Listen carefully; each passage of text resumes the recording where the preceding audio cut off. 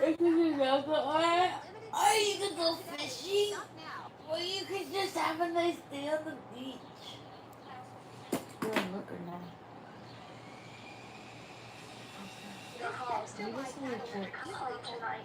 Which ones? Doritos or the cheese doodles and stuff? Yeah, that you were in bought me the other day. And the popcorn. She gave birth to 2 of his children. Abducting this little girl wasn't a crime of opportunity, it was planned. He stalked play. I'm trying not to You come out the light in the kitchen? Cool.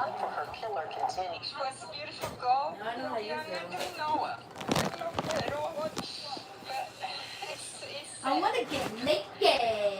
Flashlight beams cut through the dark and jagged lines, sweeping across the walls of marsh. Flashlight beams cut through the dark and jagged lines, sweeping across the walls of marsh grass that stretched 10 feet high in every direction. I think The air was thick, humid, Leslie didn't hear herself yesterday. and the only sounds were the crunch of footsteps and the distant hum of the Belt Parkway. Nobody was talking. Nobody needed to. And without warning, a sound broke through the dark that none of them would ever forget. A man's scream. The officers ran toward it, pushing through the brush, and when they broke through into the clearing, they stopped cold. A man was on his knees in the mud, hunched over the body of a young woman. She was lying face down on the ground, her running clothes torn away, bruises spread across her face, her legs covered in scratches. Her teeth were shattered. The officers moved toward him. They grabbed his arms. They pulled. He wouldn't let go. I have to take my daughter home. He kept saying it over and over, like if he said it enough times, it would somehow still be true. I have to take my daughter home. Just hours earlier, Karina Vetrano had stepped out her front door in Howard Beach, Queens, the same neighborhood she'd grown up in, and gone for a run. She did it all the time. It was nothing. A Tuesday afternoon in August, 80 degrees, the kind of day that feels completely ordinary right up until it isn't. Her father had wanted to go with her. He always ran with her. But that day, he was nursing a back injury and couldn't make it. She kissed him goodbye and told him not to worry. Everything's going to be fine. She never came back. When detectives processed the scene, they found something that told them exactly what kind of fight Karina had put up in her final moments. She had bitten her attacker so hard, with such desperate, ferocious force, that she broke her own teeth. Investigators recovered DNA from underneath her fingernails, from her neck, from her cell phone, lying just feet from her body. They ran it through every database they had. Nothing. Whoever had done this had walked into that park, destroyed a human being, and walked back out, leaving behind nothing but a ghost of a DNA profile and a father kneeling in the mud, begging to take his daughter home. What followed was one of the most intense, controversial, and deeply troubling true crime investigations New York had seen in years. And when detectives finally got their answer, when the DNA matched, what they discovered about the man behind it was so disturbing that several officers involved in the case quietly sought psychological counseling afterward. This is the full story. And it starts on an ordinary Tuesday afternoon that nobody in Howard Beach will ever forget. Before we go any further, if you're watching this, I'd genuinely love to know where you're tuning in from. Drop your city and the time it is where you are right in the comments. And if true crime documentaries like this one are your thing, hit subscribe. We cover these cases the way they deserve to be covered, start to finish, nothing left out. To understand what was lost on August 2nd, 2016, you have to understand who Karina Vetrano actually was. Because in cases like this, the victim can get swallowed by the investigation, reduced to a name and a headline. That's not how this story gets told. Karina was 30 years old, 4'11", which she would probably want you to know up front because everything else about her was larger than that number suggested. She had a master's degree from St. John's University. She worked as a speech therapist in Manhattan, spending her days helping kids with disabilities find their voice, literally. On the weekends, she picked up shifts promoting at a club in Astoria because she was the kind of person who was always moving, always building something, always in the middle of 3 things at once. Her best friend Erica described her as a spark, a tiny firework of energy with a laugh that could fill an entire room without trying. She lived at home with her parents in Howard Beach, a tight-knit, working-class neighborhood in Queens that sits at the edge of Jamaica Bay. Her father, Phil, was a retired firefighter who she was genuinely close to. Not just father-daughter close, something deeper than that. They ran together almost every day, side by side along the trails of Spring Creek Park, a 2-square-mile nature preserve just a few blocks from their front door. Tall grass, winding paths, and marsh and brush in every direction. It was their spot. But on August 2nd, Phil stayed home. His back had been giving him trouble, and the trip was something he could go that day. He wasn't happy about it. Spring Creek was isolated, beautiful in its way, but isolated. And he told Karina he didn't love the idea of her going alone. She smiled and told him to stop worrying. Right before she walked out the door, she stopped to take a selfie. It was the kind of casual throwaway moment that nobody thinks twice about. In the background of the photo, barely visible, you can see her mother Kathy moving through the kitchen. Karina uploaded the picture and headed out. It was around 5 o'clock in the afternoon. Phil gave it an hour, then a little longer, then he started calling her phone. No answer. He called again. Nothing. That low, quiet feeling in his chest, the kind a parent gets before they even fully understand why, started turning into something harder to ignore. He reached out to a childhood friend who was working with the NYPD at the time. A patrol car was sent to Spring Creek. Officers walked the trail. They didn't find her. That's when the search expanded. Units from the 106th Precinct moved into the park in force, pushing through reeds that towered over their heads. A helicopter swept the area from above. Dozens of officers fanned out across the marsh in the dark. Phil was out there too, working alongside detectives, using the geolocation signal from Karina's cell phone to try to narrow down where she might be. NYPD Detective Barry Brown, who was part of the search team that night, later said the atmosphere in that park was unlike anything he'd experienced. There was a feeling that settled over the group, quiet and heavy, the kind that doesn't need to be explained out loud. Something didn't feel right. Somebody actually said it, just said it out loud. This doesn't feel right. They moved deeper into the marsh toward a section about 15 feet off the running trail. An area that local residents have flagged before as overgrown and dangerous, a blind spot in an already isolated park. At 10:30 at night, Phil Vetrano found his daughter. He found her face down in the mud, in the reeds, 15 feet from the path she ran every day. The officers who reached him first said he was completely inconsolable. They had to physically restrain him. He kept saying the same thing over and over, that he needed to take her home. It took everything they had to pull him away. When detectives began processing the scene, they worked carefully and methodically, the way you have to when you know the whole case might come down to what you find in the next few inches of ground. But even for experienced investigators, what the evidence told them about Karina's final moments was difficult to absorb. She had not gone quietly, not even close. The chief of detectives would later say publicly that it was obvious she had fought until the very end. But that was an understatement. It's one of the most intense and difficult crime scene searches in recent years. The view from Chopper 2 shows the demanding scope of the task. We have a very active crime scene in a very remote area. So we're searching this as best we can in a very tough condition. The grass is very high. We're using machetes to search for additional evidence wherever we go. Thursday, dozens of detectives fanned across Howard Beach, interviewing landscapers and home improvement workers. They're just asking us what time to shut up, what you're working to, sir. If you want this guy, whoever he is, I hope they get him. Tonight, teams of search crews continue to tackle the dense weeds 300 feet at a time. First, hacking away by hand with machetes. They don't want to damage any possible clues as they clear the area. We're clearing a very vast area in the back adjacent to the crime scene, and we're conducting a search for evidence. The mother and father are just visibly shaken. They want closure. They want justice. They want to be able to bury their daughter with dignity. We all jog and we all walk out here and enjoy, the serenity. And now I'm afraid to go out. At his latest briefing, the chief of detectives calling this case, quote, a severe community threat and taking the following steps. A 6-month review.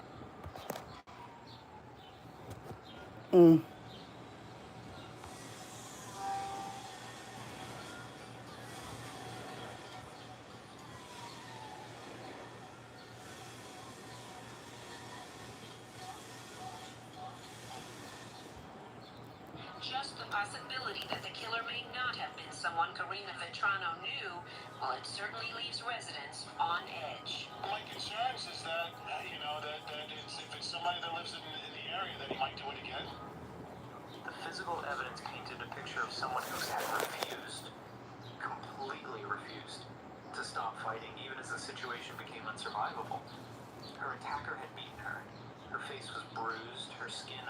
did, contusions spread across her head and neck. One of her hands was found gripping a fistful of grass, still clenched, which told investigators she had likely been dragged across the ground at some point during the struggle. Her athletic top and shorts had been pulled away from her body. The evidence of sexual assault was immediate and unmistakable. But the detail that stopped investigators cold, the one that nobody in that park forgot, was her teeth. She'd bitten her attacker, not a defensive nip. She'd clamped down with everything she had, with the kind of force that a human being can only access in the most desperate moments imaginable. She'd bitten him so hard that she broke her own teeth in the process. It was Karina Vetrano fighting back, right up until the end. When the medical examiner completed the autopsy, the official cause of death was determined to be strangulation. But the details that came out of that examination were specific in a way that stayed with the people who heard them. Her attacker had pressed his hand against her throat with such sustained, deliberate force that investigators could actually make out the impression of his hand on her skin. This was not a moment of panic. This was not something that happened fast. The sexual assault, prosecutors would later explain, involved digital penetration, a detail that carried enormous legal weight because under New York law, it elevated the charge from second-degree murder to first-degree murder, which carries a mandatory sentence of life without parole. It was a distinction that would shape every decision made in the courtroom for the next 3 years. The medical examiner also confirmed something investigators had already suspected from the crime scene itself. DNA had transferred during the struggle from the attacker to Karina. It was found under her fingernails where she'd scratched him. It was found on her neck where he had pressed his hand. And it was found on her cell phone, which lay in the grass a few feet from her body, possibly touched during or after the attack. 3 separate DNA deposits, all from the same unknown male profile. When investigators ran that profile through CODIS, the National DNA Database, they got nothing. No match. Whoever had done this had never had their DNA collected and entered into the federal system, which meant either they had no prior criminal record or they had one that predated 1998 when the database was created. In either case, the answer wasn't in any file. It was still out there somewhere, walking around, with no idea that Karina Vetrano had just made sure he left a piece of himself behind. She had given investigators everything she could. Now they had to figure out whose it was. The Elmwood PD does not do small scale when it comes to high-profile cases, and the murder of Karina Vetrano became high-profile almost immediately. Within days of her death, the department had assembled a dedicated task force. 2 detectives pulled from each of the 8 units covering Queens South, working the case around the clock. The FBI was brought in as well, partly because the land where Karina's body was found fell under federal jurisdiction, and partly because the department wanted every available resource pointed at them. In the process of crime scene collecting evidence right now. We will be out there for several days. That is a remote area. We have a crime scene set up there, and we plan to chop down just about every weed in that location until we're satisfied that we got all the evidence. Now we have a lot of forensic evidence acquired so far, but we're not getting a lot of Crime Stopper tips. We have 3, and they're all pretty generic. So we have since raised the reward up to $10,000 for any information. That is a very strong community. I'll be out there as soon as I leave here. We've got nothing but support from everybody. Out there, we're going to have more information. Alright, that was a good update. So, I'm going to just continue doing what I was doing, praying for my sister. We're still collecting evidence. The evidence that Okay. we've collected thus Oh, far no. is in the Office of Chief Medical Examiner. We're hoping to get it out on a DNA profile in the next couple of days. That was some good news, because if they're able to see her, that means she's out of surgery. Subject of murder, usually late at night. If we have them on the street. That's what I know about what I went through. Stranger rapes are down in the city. Because if we're still in surgery, they can't even see us. In a park, in a recreational And center, so, in yo. broad daylight hours is extraordinarily unusual. Federal agents deployed drones over Spring Creek Park, mapping the terrain from above, looking for anything the ground teams might have missed. A tractor with an industrial mower was brought in to clear the overgrown sections of the marsh. Officers combed through the brush inch by inch. Every house bordering the park was visited. Every resident was interviewed. Investigators checked a homeless encampment located more than a mile from the crime scene and ultimately ruled it out.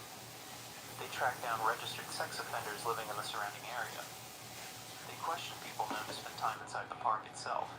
They described it at one point as looking for a needle in a haystack. That was an honest description. The reward fund grew fast. The NYPD put in $25,000. The mayor's office added $10,000. 3 public poured the rest into a GoFundMe, eventually pushing the total toward $300,000.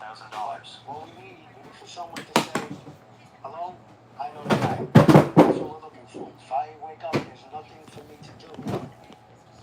That's when the bomb's gonna drop out. So I have to stay involved every day in every way. Today it's this. This is keeping me alive today. Tips flooded in.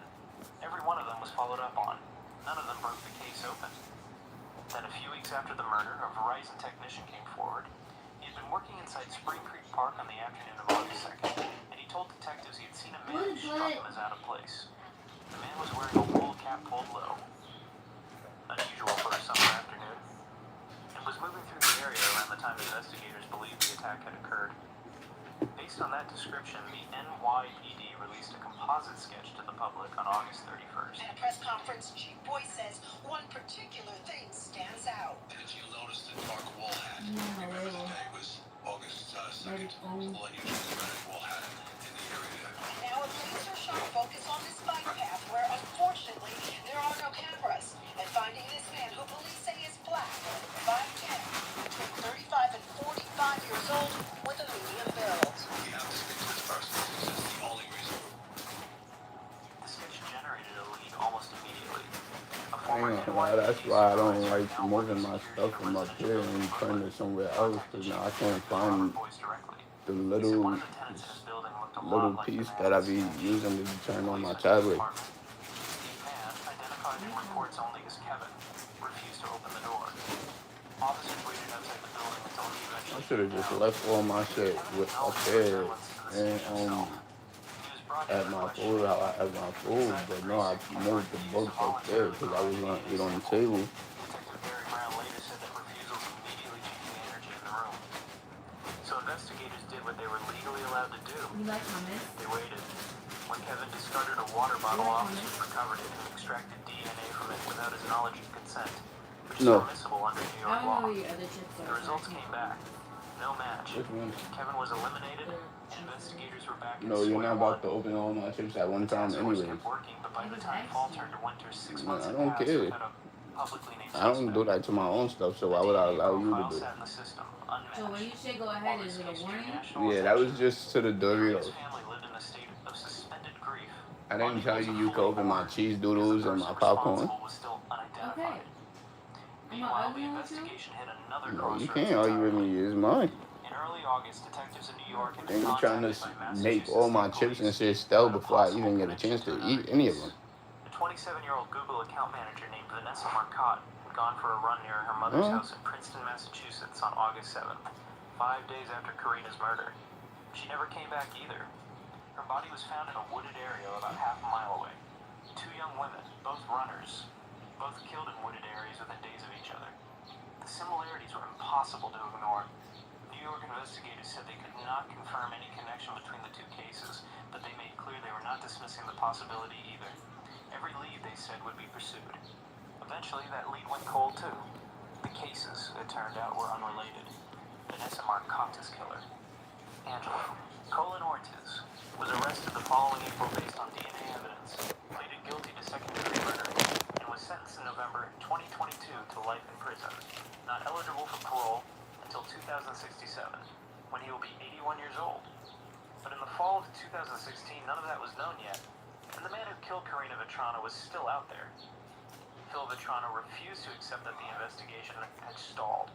He had been involved from the very first night, from the moment he found his daughter in the marsh.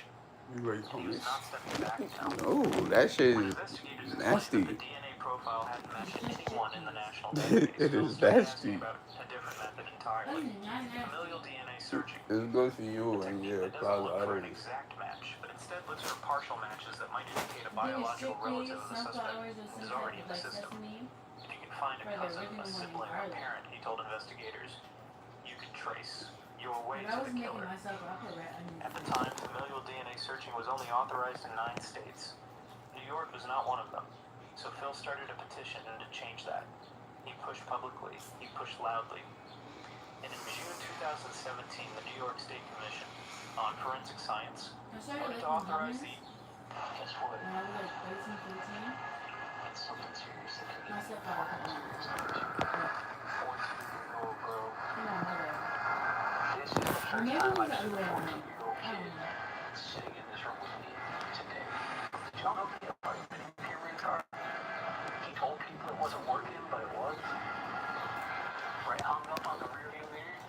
I just seen him open the car. Shoot. I just got him in my ears. And then I don't even need to say it to him. He pretty bad. When I'm asking you if you shot anything that night, you're gonna tell me you never did? Because I can tell you right now that's not every story. This is Angel Arellano, 15 years old, Lehigh Acres, Florida. On the night of April 7th, 2018, a group of teenagers drove around Lehigh Acres looking for someone to rob. The streets were empty, so 14-year-old Justin Delgado pulled out his phone and ordered a taxi, cash payment. A dark dead-end road that nobody would drive down unless they had a reason to be there. 46-year-old Hinso Estraplet had a reason. It was his job. He was a taxi driver, worked independently, took calls directly through his phone. He had a family. He was one of 3 triplets. That night, someone texted him an address, and he drove there because that was what he did. He never drove home. When police arrived, they found him shot multiple times inside his cab. His wallet, his phone, and a metal cash box were gone. About $300 total. Within 48 hours, investigators had pulled phone records, checked surveillance footage, and talked to witnesses. They had 4 names, and one of those names was Angel Arellano, 15 years old, one of the 2 teenagers who walked out of the dark and fired through the windows of that taxi. What Angel doesn't know sitting in that interrogation room is that the driver is already talking in a room down the hall. The 14-year-old who made the call is talking too, and the taxi had a dash cam that recorded everything. When the detective first sat down with him, Angel said he was home. He didn't know anything about any taxi driver. He lied, calmly, confidently, the way a 15-year-old lies when he thinks the story will hold. Watch what happens when he finds out it won't. Watch his story shift and collapse piece by piece. Watch the moment he stops protecting the people he is afraid of and starts telling the truth about what happened. At the end of this video, you will find out the sentence Angel Arellano Let me see received how many for the subscribers April I get when I end Hinso this. Estraplet never made it home. This is his interrogation.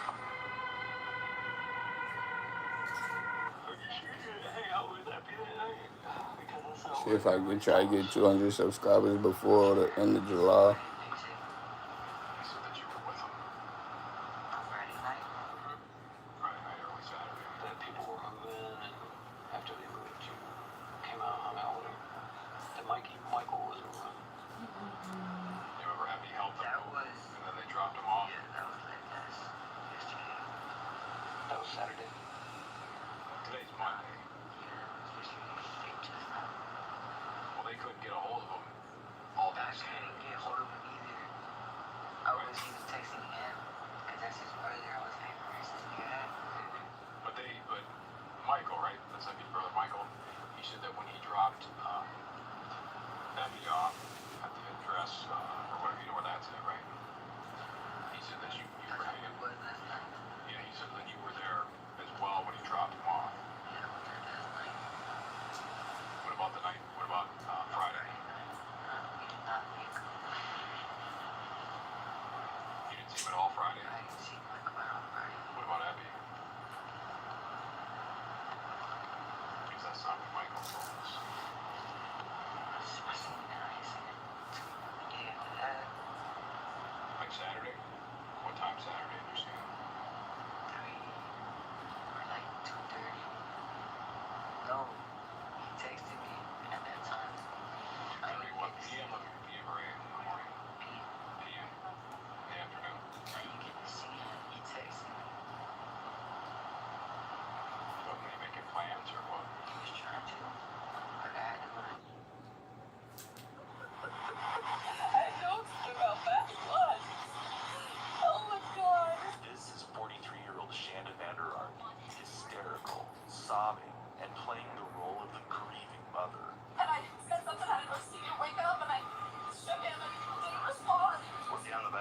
down there?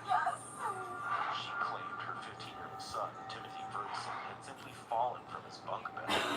Detectives stepped into what would soon be called the House of Horrors. The truth told a very different story. Handcuffs. Little Mason. Hot sauce. Hot sauce? What? Webcams. This is everything in there weird. There's webcams all over the place in the basement. Closet with a tarp. And then the lifeless body of Timothy Ferguson.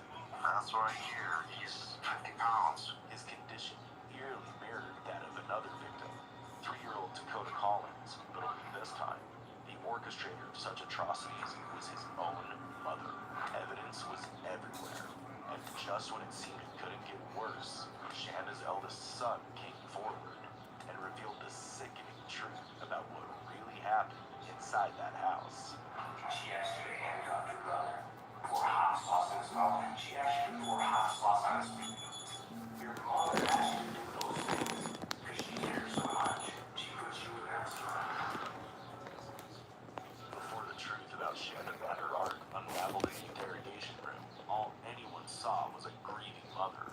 Through her tears, she claimed her 15-year-old son, Timothy Ferguson, was unresponsive after a tragic accident. Just a fall from his bunk bed.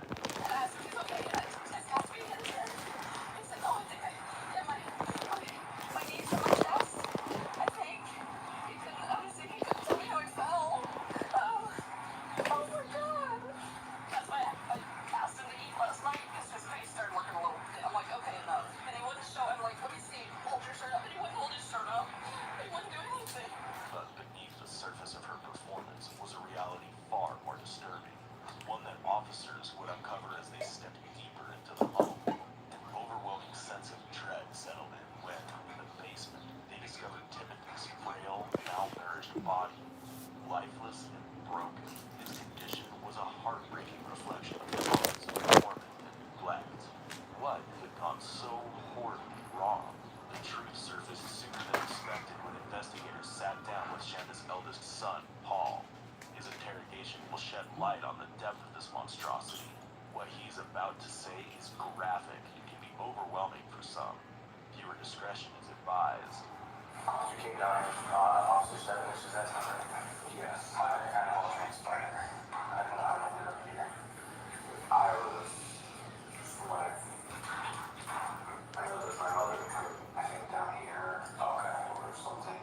It was in the corridor. I don't exactly know the full details. Okay. Paul sits curled up in the chair, knees bolted to his chest, like a little kid seeking comfort. This self-soothing posture signals distress, a subconscious attempt to make himself smaller. Unlike the suspect who leans back in defiance, Paul's closed-off position suggests powerlessness. Whether he admits it or not, his body language already reveals the weight of what he knows. So these are your random things, right? You understand that? Okay. When we talk about stuff I know that we talked yesterday. Yeah, I know that not everything that we talked about was the truth yesterday.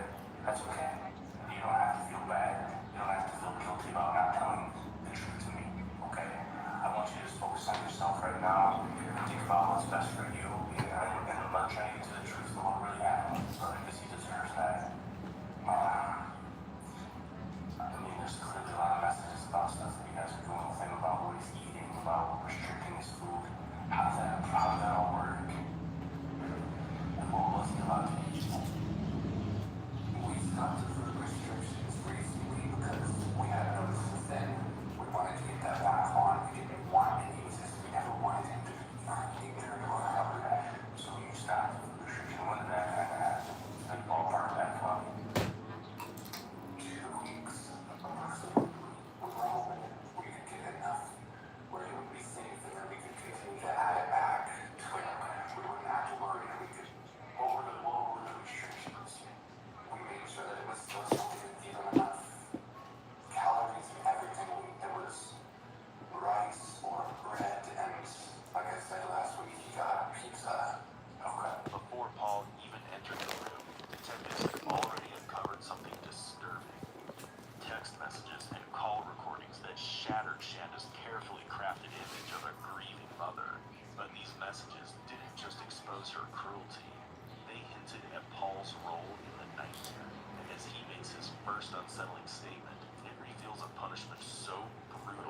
left Timothy starving for even a single morsel of food.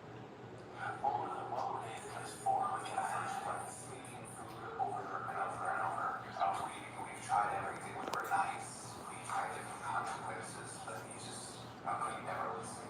What was some of the other kinds of consequences? Prior to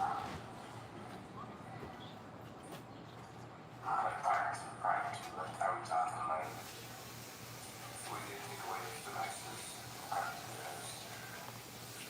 That was also because he wouldn't stay on his school sites and just go and try to play games or watch YouTube.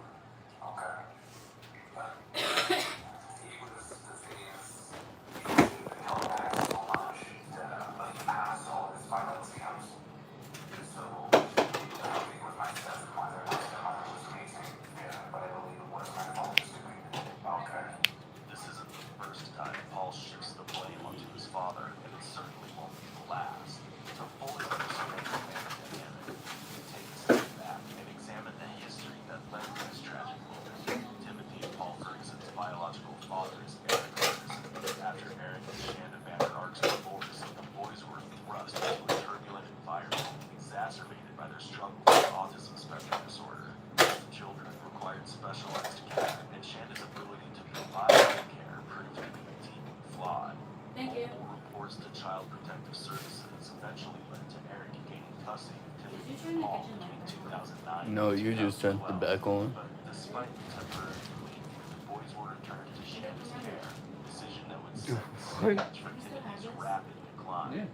However, there was a time when they lived far away from all the chaos in Oklahoma, where they were cared for by their father and stepfamily, which, according to Paul, was a nightmare. What was that? You kind of told me about it yesterday, but you said there was something wrong with it because that or yeah. I don't know. Honestly, no, that's what I assumed. Okay. It's basically some Liar. this has been happening. Liar. And it's not exactly security that places back home on his closet. He's what type of learning disorders does he have that you're aware of? I know he has ADHD and I believe he has sensory processing. Okay. I was never there for any sort of autism spectrum test, but from what I've seen, I know that probably was a thing. I also know he was motor and speech impaired. Nothing brought right and stuff right. I think when he was younger, he had to have a surgery on his ears to have tubes put in because he has heightened hearing that was very loud noises could be painful. So too much. Yeah. The fact is that he could hear my stepmother talking with a friend about going to a movie with the TV when I was on really high volume. Oh, because what are those sort of pointers? Do you have any of those sort of things or anything? I have ADHD. Okay. And I think they said I was diagnosed with sensory processing, but from what my mother has told me that's just no. What's that? I'm not scared. There's sensory processing. When make you have like appointment tomorrow? Overreact way too much. Like, make it? Like, schedule it tomorrow? Or schedule it for tomorrow? No, schedule it for Wednesday tomorrow. How am I gonna get there? You gonna take the bus? I'll give you cost today.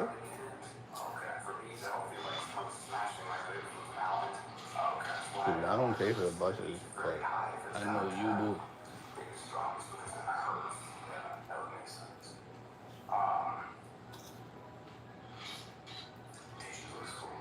Yes, I went to the school where in Oklahoma. I graduated from Santa Fe High School. Now I just wait for this next phone call. I stayed in my room. Okay. You graduated high school. What's kind of doing for that?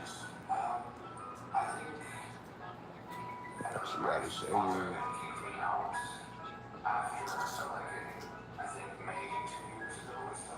So like May 20. Yeah, and due to COVID, the graduation event postponed to July.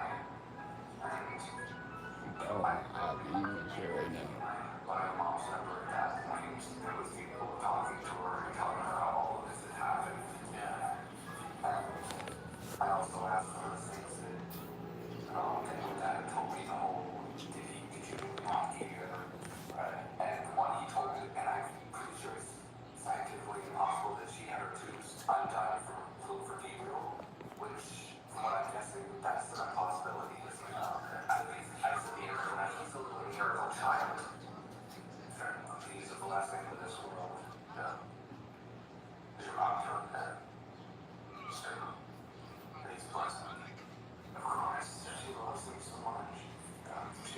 every single one of us, but my dad's controllish, freaky nature was just, he didn't want her having any contact and screwing all his control out. It's only been a few minutes, and one thing is already painfully clear. Paul resents his father, but despite his hostility toward Eric, Paul still seems to favor his mother. However, to Shanda, there was only one child who truly mattered. Her so-called miracle child, Gabriel. Unlike Paul and Timothy, Gabriel never faced the same level of neglect or cruelty. Shanda pampered him, shielding him from the horrors his brothers endured. While Timothy was starved and abused, Gabriel was given everything he wanted. And as Paul sits in the interrogation room, it becomes evident. His loyalty to his mother may have come at a cost. There was a thing back home where I had problems with emotional release. I was so terrified of him that I didn't ever want to release any of the negative emotions I ever had around him.